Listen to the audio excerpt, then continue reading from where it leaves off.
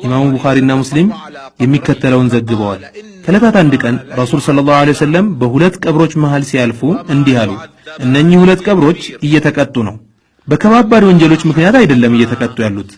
አንደኛው ወሬ ያዋስድ ነበር። የሰማኸውን ወሬ ሁሉ ማስተላለፍ የለብህም። ሰዎች ቅር የሚሰኙበትና እርስ በርሳቸው እንዲጣሉና እንዲቀያየሙ የሚያደርግ ወሬ ስትሰማ ማውራት የለብህም። ይህ ወሬ ከአንዱ ወደ ሌላ ማዋሰድ በቀብር ውስጥ ቅጣት ከሚያመጡ ተግባራት ነው። እናም ጥንቃቄ ማድረግ ያስፈልጋል። እንደ ቀላል መታየት የለበትም። ሌላኛው ደግሞ ሲጸዳዳ ከሰዎች እይታ አይከለልም ነበር አሉ። አሁን በየመንደሩና መንገዱ እንደምንመለከተው ማለት ነው። ሰዎች ሲጸዳዱ ከሌሎች እይታ ራሳቸውን አይከልሉ። ይህ ደግሞ በቀብር ውስጥ ቅጣትን ከሚያስከስቱ ነገሮች መካከል ነው። ከዚያም ረሱል ሰለላሁ ዐለይሂ ወሰለም እርጥብ የዛፍ ዝንጣፍ የወሰዱና ሁለት ቦታ በመሰንጠቅ ቀብሮቹ ላይ ተከሏቸውና እንዲህ አሉ።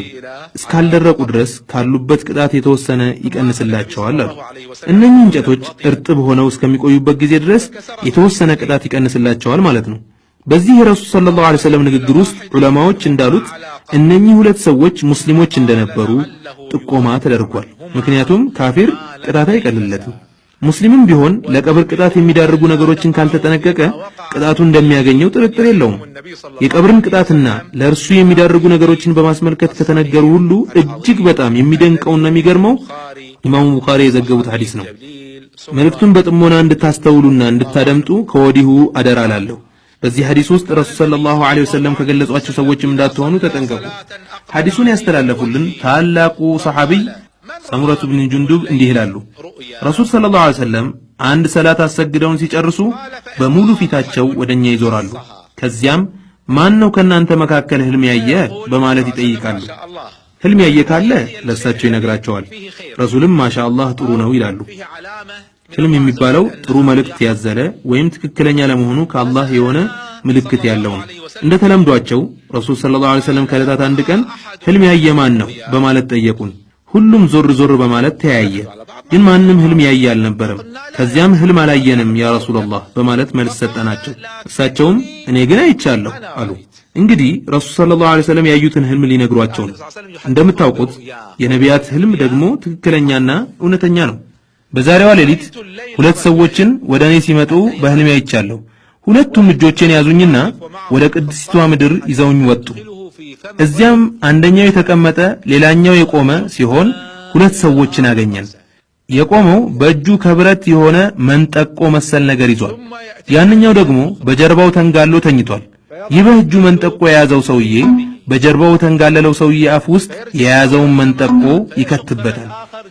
ከዚያም የሰውየውን አፍ እስከ ጭንቅላቱ ጫፍ ድረስ ይተረትረዋል። በሌላኛው አቅጣጫ ወይም ጉንጩ ይመጣና በዚህም በኩል እንዲሁ እስከ ጭንቅላቱ ጫፍ ድረስ ይተረትረዋል። የመጀመሪያው እንደነበረ ይመለሳል። በዚህ መልኩ አንዱን ይተረትርና ወደ ሌላኛው ይሄዳል። ከዚያም እሱን ተርትሮ ወደ መጀመሪያው ይመለስና ይተረትረዋል። በእንዲህ አይነት ሁኔታ በተደጋጋሚ አፉን እየተረተረ እስከ ቂያማ ድረስ ያለማቋረጥ ያሰቃየዋል። ምንድነው ይሄ ብዬ ጠየቅኩኝ። እነዚያ ሁለት ሰዎች ወደፊት ሂድ አሉኝ። ጉዟችንን ቀጠልን። ከዚያም አንድ በማጅራቱ ደገፍ ብሎ የተጋደመ ሰው ዘንድ ደረስን። ሌላው ሰውዬ ደግሞ በተጋደመው ሰው ጭንቅላት ጫፍ ቆሟል። በእጁ ቋጥኝ ድንጋይ ይዟል። በዚያ ድንጋይ የተጋደመውን ሰውዬ ጭንቅላት ይፈጠፍጠዋል። አንድ ጊዜ ሲመታው ጭንቅላቱ ብትንትን ይላል፣ ድንጋዩ ይንከባለላል። በዚህም ጊዜ ቆሞ ሲመታው የነበረው ሰውዬ ድንጋዩን ሊያመጣ ይሄዳል። እሱ ድንጋዩን ይዞ ሲመለስ የዛንኛው ጭንቅላት እንደነበረ ይመለሳል። በድጋሚ በድንጋዩ ጭንቅላቱን ይፈጠፍጠዋል። ጭንቅላቱ ፍጥፍጥ ብሎ ይበታተናል። በዚህ መልኩ በተደጋጋሚ ጭንቅላቱን በመፈጥፈጥ እስከ ቂያማ ድረስ ያሰቃየዋል። ማን ነው ይሄስ ብዬ ጠየቅኩኝ። እነዚያ ሁለት ሰዎች አሁንም ወደፊት ሂድ አሉኝ። ጉዟችንን ቀጠልን። ከዚያም አንድ ትልቅ ጉድጓድ ያለበት ቦታ ደረስን። ከላይ አፉ ጠባብና ስሩ ሰፊ የሆነ ጉድጓድ። ከጉድጓዱ ስር እሳት ይቀጣጠላል። እሳቱ ወደ ጉድጓዱ ዘልቆ ሲገባ በውስጡ ያሉ ወንዶችና ሴቶች ከእሳቱ ለማምለጥ ይተረማመሳሉ።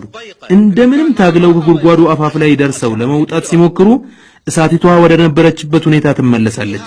ወደ ጉድጓዱ መዝለቁን ታቆማለች። እነሱም ወደ ጉድጓዱ ውስጥ ለመመለስ ይገደዳሉ። በድጋሚ እሳቲቷ ትመጣና ታቃጥላቸዋለች። እነሱም ከሷ ለማምለጥ ይሸሻሉ። ከጉድጓዱ አፋፍ ላይ ደርሰው ለመውጣት ይቃረባሉ። የተወሰነ ከለበለበቻቸው በኋላ እሳቲቷ ወደ ነበረችበት ሁኔታ ትመለሳለች። በዚህ አይነት ሁኔታ እስከ ቂያማ ድረስ ይቆያሉ። አላህ ከእንዲህ አይነቱ ይሰውራል። ምንድነው ይሄስ ብዬ ጠየቅኩኝ። እነዚያ ሁለት ሰዎች ወደፊት ሂድ አሉኝ። ጉዟችንን ቀጠልን። ከዚያም ከደም የሆነ ወንዝ ያለበት ስፍራ ደረስን። በወንዙ ዳርቻ ላይ አንድ ሰው ቆሟል። ሌላ ሰው ደግሞ በዚያ በደም ወንዝ ውስጥ ይዋኛል። እየዋኘ ወደ ዳር ሲደርስ ለመውጣት ይፈልጋል። ያ በወንዙ ዳርቻ ላይ የቆመው ሰውዬ ድንጋይ ያነሳና የሚዋኘው ሰውዬ ወደ ዳር ከመውጣቱ በፊት አፉ ላይ በዚያ ድንጋይ ይመታዋል፣ አፉን ያቆስለዋል። ሰውየው መልሶ ወደ ደሙ ወንዝ ይገባና መዋኘቱን ይቀጥላል። በተደጋጋሚ ወደ ዳር በመምጣት ሊወጣ ቢሞክርም በድንጋይ አፉ ላይ የመታ እንዲመለስ ያደርገዋል። በዚህ መልክ እስከ ቂያማ ድረስ ይሰቃያል። ምንድነው ይሄስ ብዬ ጠየቅኩኝ። እነዚያ ሁለት ሰዎች አሁንም ወደፊት ሂድ አሉኝ። ጉዟችንን ቀጠልን። ከዚያም አረንጓዴ ጨፌ ያለበት ቦታ ደረስን። በጨፌው መሃል ትልቅ ዛፍ አለ። በዛፉ ግንድ ስር ደግሞ አንድ ሽማግሌና ሕፃናት አሉ። አንድ ሰው ደግሞ ከዛፉ በቅርብ ርቀት ላይ አለ። ከዚህ ሰው ፊት እሳት አለ። እሱ ይህን እሳት በደንብ እንዲቀጣጠል እያደረገ እያነደደ ነው። ሁለቱ ሰዎች እዚያ ትልቅ ዛፍ ላይ ይዘውኝ ወጡ። ከዚያም አንድ በጣም የሚያምር ቤት ውስጥ አስገቡኝ። እንደዚያ የሚያምር ቆንጆ ቤት አይቻላውቅም። በዚያ ቤት ውስጥ አዛውንቶች፣ ጎልማሶች፣ ወጣቶች፣ ሕፃናትና ሴቶችም አሉ። ከዚያም ከዚህ ቤት አስወጡኝና እዛፉ ላይ ይዘውኝ ወጡ። ከመጀመሪያው ያማረና እጅግ በጣም ቆንጆ ቤት ውስጥ አስገቡኝ። በዚህም ቤት ውስጥ አዛውንቶች፣ ጎልማሶች፣ ወጣቶች፣ ሕፃናትና ሴቶችም አሉ። ከዚያም የዛሬውን ሌሊት መቼም አዞራችሁኝ፣ ስላየሁት ነገር ምንነት ንገሩኛ አልኳቸው። እነሱም ጥሩ፣ ያየኸውን ነገር ምንነት እናወጋሃለን አሉኝ። ከዚያም እንዲህ አሉኝ፣ ያ አፉን እየተሰነጠቀ እስከ ቂያማ ድረስ የሚሰቃየው ሰው ውሸታም ሰው ነው። ሲያወራ ውሸት የሚያወራ ነው። እሱ የዋሸው ወሬ አንዱ ለአንዱ ሊያስተላልፈውና ሲቀባበለው የሱ ውሸት ዓለምን ከዳር እስከ ዳር ያዳረሰ ነበር። ጭንቅላቱ ሲፈጠፈጥ የተመለከተው ደግሞ አላህ Subhanahu Wa Ta'ala ቁርአንን ያሳወቀው ያስተማረው ሰው ነው። ሌሊት አይሰግድበትም፣ ይተኛል። በቀንም አይሰራበትም፣ አይተገብረውም። በጉድጓድ ውስጥ ያያቸው ወንዶችና ሴቶች ዝሙተኞች ናቸው። በደም ወንዝ ውስጥ ሲዋኝ የተመለከተው ደግሞ ወለድ የሚበላ ሰው ነው። በትልቁ ዛፍ ስር ያየኸው ሽማግሌ ነብይ ኢብራሂም ናቸው። እሳት ሲያቀጣጥል የተመለከተው የእሳት ተወካዩ መልአኩ ማሊክ ነው። የመጀመሪያው ቤት ደግሞ የሰፊው ምእመን መኖሪያ ነው። ሁለተኛው ቤት ደግሞ የሸሂዶች መኖሪያ ነው። እኔ ጅብሪል ነኝ፣ ይህ ደግሞ ሚካኤል ነው። ከጭንቅላትህ ቀና በል አሉኝ። ጭንቅላቴን ቀና ሳደርግ ዙሪያዬ ልክ እንደ ዳመና ሩቅ ቦታ ሆኖ አገኘሁት። እነሱም ይህ ደግሞ ያንተ መኖሪያ ነው አሉኝ። እኔም እንግዳውስ ተውኝ መኖሪያዬ ልግባ አልኳቸው። ከእድሜህ የተወሰነ ያልጨረስከው አለ፣ ብትጨርስ ኖሮ መኖሪያ ትገባ ነበር አሉኝ። እስቲ ምንድነው ከእንዲህ አይነቱ ቅጣት ሊያደን የሚችል? አቢ ሰለማ ከአቢ ሁረይራ ባስተላለፉት ሐዲስ ረሱል ሰለላሁ ዐለይሂ ወሰለም እንዲህ ብለዋል። ይህ ሐዲስ ስለዚህ ጉዳይ ዝርዝር ማብራሪያ ይሰጠናል። ሐዲሱን በርካታ የሐዲስ ዘጋቢዎች ዘግበውታል። የሞተ ሰዎች እሱን ቀብረው በሚመለሱ ጊዜ የቀባሪዎቹን የጫማ ኮቴ ይሰማል። ሟቹ ሙእሚን ከሆነ ሲሰግደው የነበረው ሰላት ከራስጌው፣ ጾሙ የነበረው ጾም ከበስተቀኙ፣ የመጸወተው ምጽዋት ከበስተግራው፣ እውነተኝነቱ፣ ዝምድና ቀጣይነቱ፣ መልካምነቱ፣ ለሰዎች በጎ መዋሉ በግርጌው በኩል ይጠብቁታል።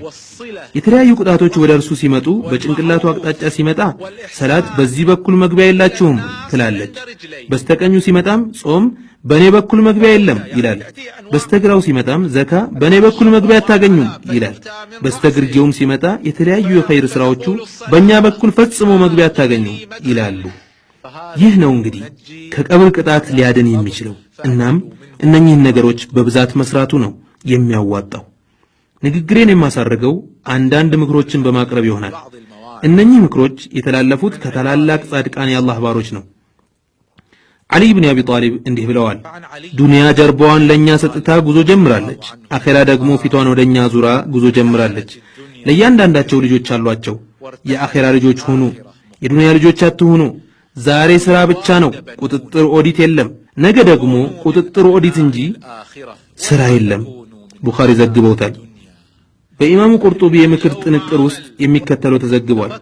አንተ ተላላ ስለ ሞትና ጣረሞት ስለ መራራውና አስቸጋሪው ጽዋው አስተንትን፣ አስብ። የሞት ቀጠሮ ምን አይነት እውነተኛ ቀጠሮ ነው? ፍርዱስ ምን አይነት ፍትሃዊ ፍርድ ነው?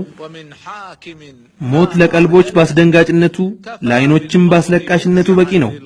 ለተሰበሰቡት በበታኝነቱ በጥፍጥና ቆራጭነቱ በምኞት አሰናካይነቱ ተወዳዳሪ የለውም።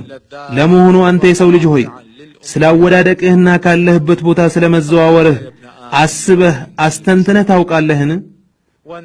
ከሰፊውና ከተንጣለለው መኖሪያ ወደ ጠባቡና አስጨናቂ ወደ ሆነው ስትዘዋወር ጓደኛ ዘመድ ወዳጆች ሁሉ ሲከዱህ ወንድምህ ሚስጥረኛህ ሲያኮርፍህ ከሚደላው ፍራሽህ ከሚለሰልሰው አንሶላና ብርድ ልብስህ ውስጥ ወደ ትቢያ አቧራ ስትወሰድ ከዚያ ድሎት መኝታህ በአፈርና በጭቃ ሲመርጉህ እስቲሰበው አንተ ንብረት ሰብሳቢ ሆይ አንተ በግንባታ ሥራ የተወጠርክ ሆይ ወላሂ ከዚህ ሁሉ ንብረቶች ውስጥ አንዲት ከፈን ብቻ ነች ያንተ።